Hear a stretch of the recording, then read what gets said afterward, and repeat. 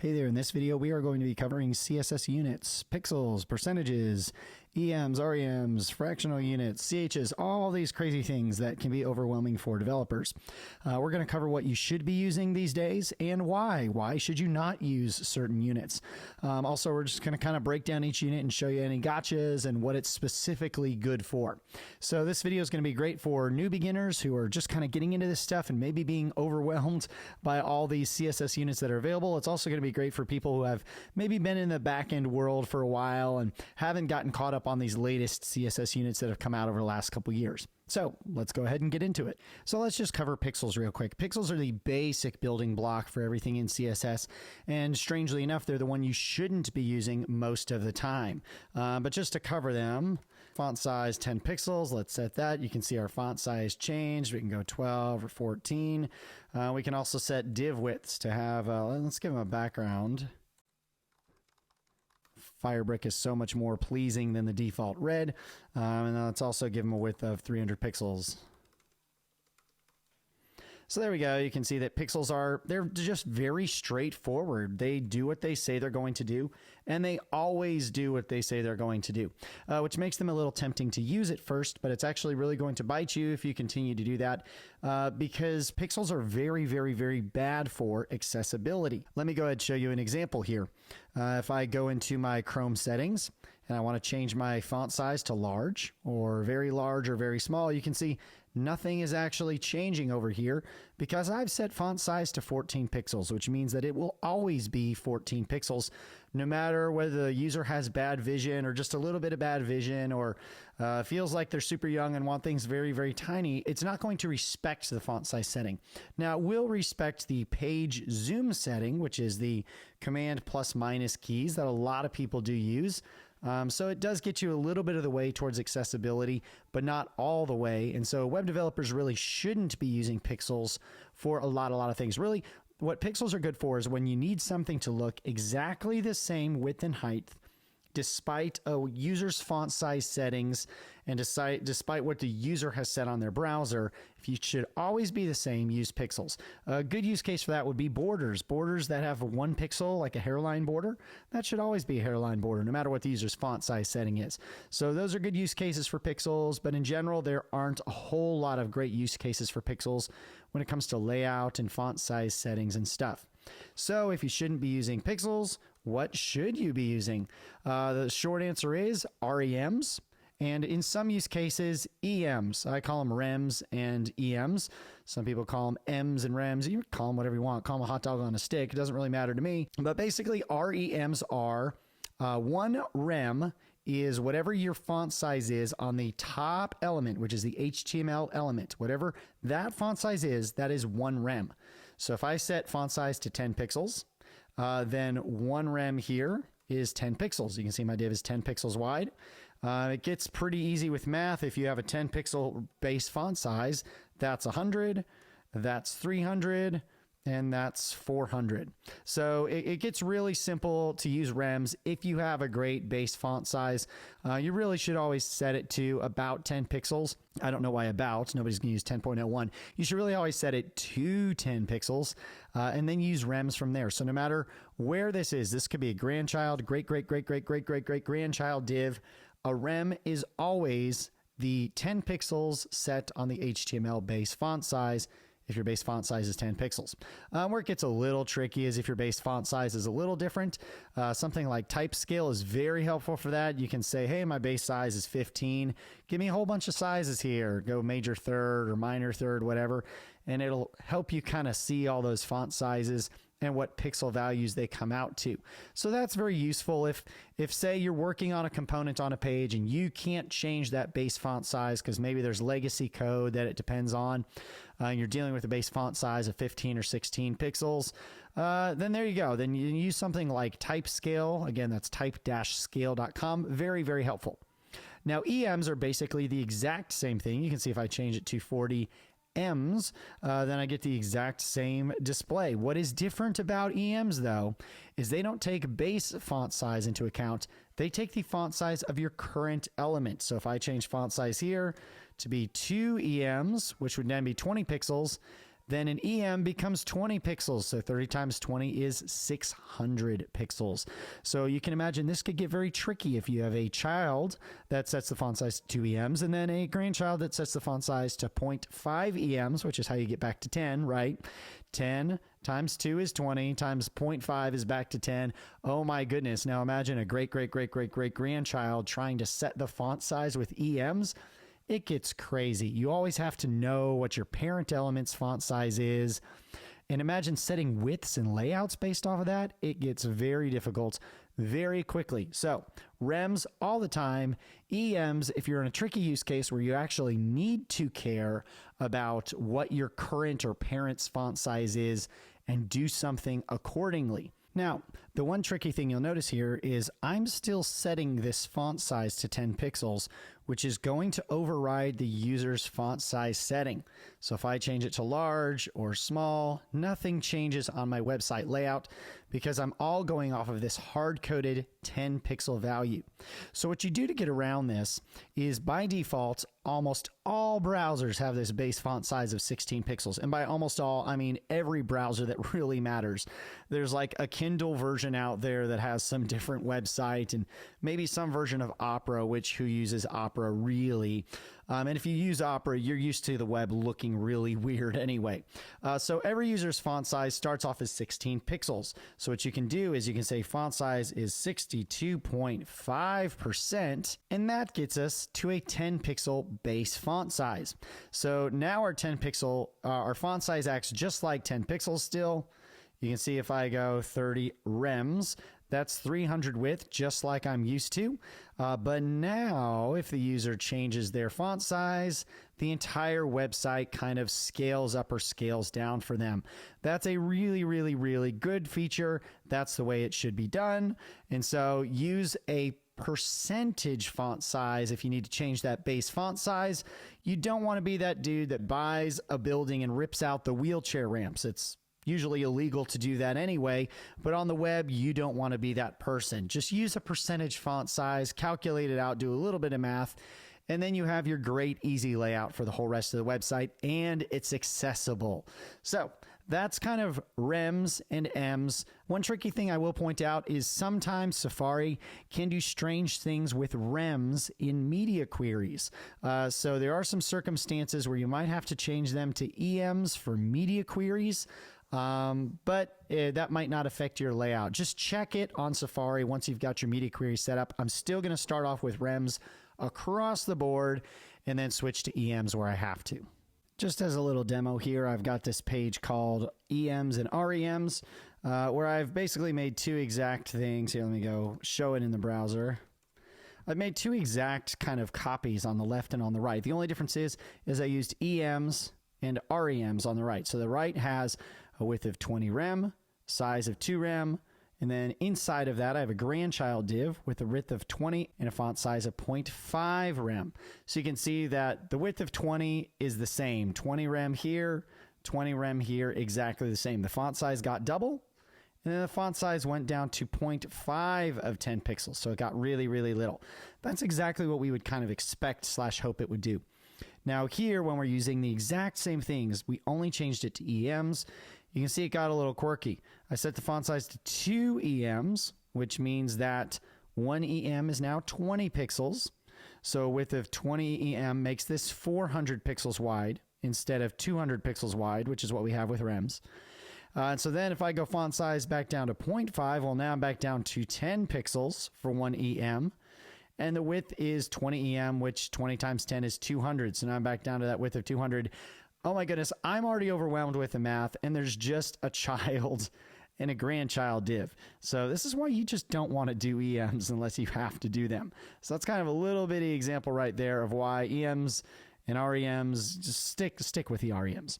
Okay, let's look at percentages. Okay, percentage is actually pretty straightforward with just a couple gotchas. I made a div within a div within a div. So we have parent, child, grandchild. And I told the div to be 50%. Basically, percent is always going to look at the size of its parent and say, well, what's a 50% of that? So 50% is 50% of the parent, which is the body of the HTML. If I made this 100%, Then I get basically the full area, but I get these borders because the body has a default margin. So if I were to take away those body margins, well, now 100% is the full width of the window. But I'm going to leave those margins there because it's going to be helpful in a little bit. So if I have 100% and then div within a div, which is our child, that's set to 50%. So it's 50% of its parent and then 50% of its parents. So going 50%, 50%, I get down to basically 25%. So that's going to automatically be responsive really nicely. So percentages are nice and responsive. You can see I can go like this, ta-da.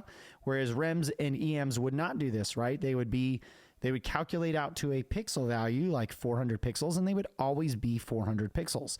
Whereas here, it's going to automatically scale based on my layout. That's nice. One thing that's also very nice about percentages is as the parent changes, the child can continue doing what it's supposed to do. So if I change this parent to 50%, I still get that exact layout that I'm expecting because the child and the grandchild don't really care how big the parent is. Whatever the parent is, they're going to be 50% of it. Now, there's one gotcha when it comes to percentages, and that is if your position changes to, say, absolutes, this position value of CSS can mess up what percentage means. So if I change it to absolute, then it is going to say, okay, I'm going to actually consider myself a part of the top thing, which is body, but not just body without margins. You can see I'm actually 50% when I'm absolute. I'm actually larger than 50% here because this guy receives margins. That body margin right there, you can see that little white border, whereas this guy no longer receives margins. He's absolute, so he's going all the way up to the top, and he also gets 50% of that white space as well. Now, when this gets tricky is when you have a parent that has position absolute. Well, now my parent is absolute and gets that 50% with the absolute. And now everything else underneath it kind of just behaves differently. So when you start getting position, it gets weird. If I change position to relative, it also considers itself a part of the nearest position relative. When I set position absolute here, it's not going to get position based off of body anymore. It's going to get position based off of that very first div because it has a position relative.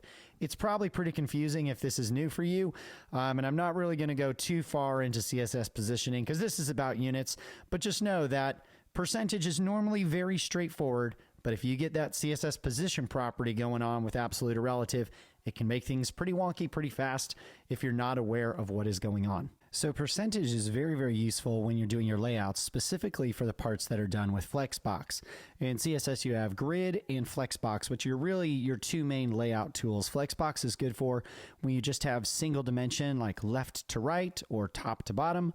And Grid is useful for when you have multi-dimension like, hey, 3 columns up top, then 2 columns, and then 3 columns again. That's where Grid really shines. So let's just throw together a really fast Flexbox layout and show off percentage. Let's go div with a child of div times 3. So let's go A, B, C. Let's make a top div have display flex. Now let's make any divs inside of the div. You can see we automatically have 50%, 50%, 50%. And Flexbox is kind of taking that and doing the math and making sure they're all equal. So if I made them all 25%, then you can see we'd go 25, 25, 25 and have some extra space left over. Also, we could just make them all 100%, and then it's automatically going to space them out accordingly. You can see if I make them all 100%, then it says, hey, that's 300%, and it's going to do some math and kind of fix it out for you. So you can kind of do a little bit of tweaking on Flexbox and bend it, and it'll kind of conform and do a little bit of smart stuff for you. Again, if I make it all 10%, then they're going to go 10%, 20, 30, and then I have 70% left over. So percent is a very easy way to get going with CSS Flexbox. While we're talking about setting widths, let's look at the new FR, fractional width CSS unit that came out with Grid. I'm going to change this to display grid. I can go grid template rows, columns actually. Sorry, we're doing columns. And then I can say that we're going to go 30%, 30%. and it'll automatically do 30, 30, 30, and then leave 10 left over. I can also do fraction widths. Usually you don't want any leftover space when you're in a layout. You just want, hey, I want this one to be kind of like 1/5, 2/5, and then the remaining 2/5. And so with that, you can actually do fractional layouts, which are really, really useful because you don't have to know much math to do these. You can just say 1 FR, 2 FR, 2 FR. It's going to say, hey, that's total of 5 FR. Let's divide 100% by 5, and then that equates to 20% per FR, 20%, 40%, 40%, and ta-da, we've got 100%. So FRs are really, really nice. They really take a lot of the math out of the way for you. You can see that I can automatically change that to 1 FR, or I can change this to 20 FR. It's automatically going to figure out what an FR is and just make it work. Because lots of times when you're doing a layout, you don't exactly know that this needs to be precisely 15%. You just know it needs to be a little bit bigger, so you can kind of mess around with it until it gets right where you want it to be. So fractional units are extremely useful. Go to those before percentage with CSS Grid, and that's usually going to help you out. Okay, we got a few more oddball ones that you usually don't use, but are actually pretty useful when you need them. One of those is the CH. CH unit basically stands for the character width of whatever 0 is in your current font size. So that means if I type out 0 here, that is 1 CH. And if I type 5 zeros, that is 5 CH. And what that is useful for is when you kind of actually care about the text that's in and you want the width of an element to be determined by the size of text. It's especially useful when you don't want something to responsively shrink too small because you don't want the text to do something really stupid, right? Like be very, very narrow when your responsive design squishes down and then the text looks really, really dumb. So as a good example here, I can actually use min max. I want this to be a minimum of 10 CH. And then I also want it to go up to auto for the rest of the way. So you can see what that's going to do is that's going to start going down to that minimum of 10 CH, and then it's going to stretch out after that. So let me actually put in 10 here. 1, 2, 3, 4, 5, 6, 7, 8, 9, 10. You can see that it's kind of started off a minimum of that. But then if I actually add more, it's going to get bigger and stretch based off of my text. Or I could say it's min with a max of 1 FR, and that's going to kind of then max out at 1 FR.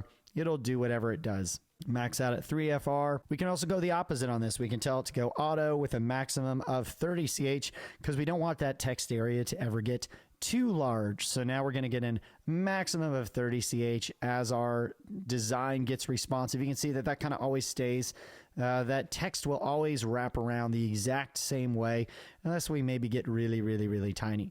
So that's kind of where the CH unit comes in handy, is when you really want that width to tightly relate to your actual font in your text. Another interesting CSS unit is the VW and VH, which represent your viewport width and height.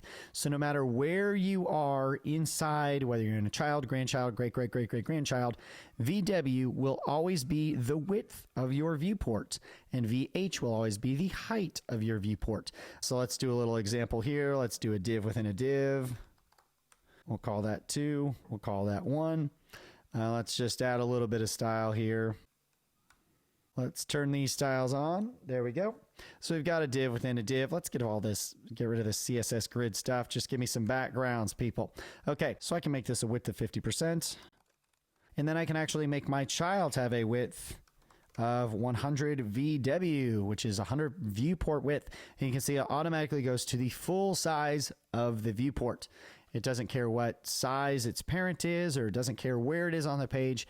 It can automatically do a width of 100 viewport. This is actually very useful if you're doing pop-ups or modals where the div may be way down in the page, but you want it to react relative to the entire size of your page. That's where it's useful. Navigations that slide onto your screen from off the screen. If you want it to slide completely off the screen, viewport width is very useful for that. And then viewport height, obviously, I don't know why I would ever make the width relative to the viewport height. That's kind of stupid. But this is going to be as wide as the viewport is tall. Again, very dumb idea that I just gave you, but VH and VW are those units. And honestly, that is about it. So there are a bunch of other CSS units. There's points. There's centimeters and millimeters, but those really aren't useful for web. They're useful if you're somehow exporting your HTML content for print or a print device, where those actually are meaningful and useful, but you'll never, ever use those in web. So to summarize, pixels are awesome and they're simple and they're straightforward, but they're like using a CSS important rule. Only use them when absolutely necessary. For your layouts, jump to using REMs first with a fallback of EMs when necessary for anything that needs a fixed width. Anything that's relative, if you're using CSS Grid, start off using fractional units, FRs. And then for CSS Flexbox, or for moments where FRs don't work, use percentage. That should cover almost every single use case that you have. Hopefully this has made CSS Units a lot simpler to understand and easier to work with for you. Drop me a comment below if there's anything that didn't make a lot of simple sense. Hopefully this really simplified things. Have yourself an awesome day, and we will catch you around.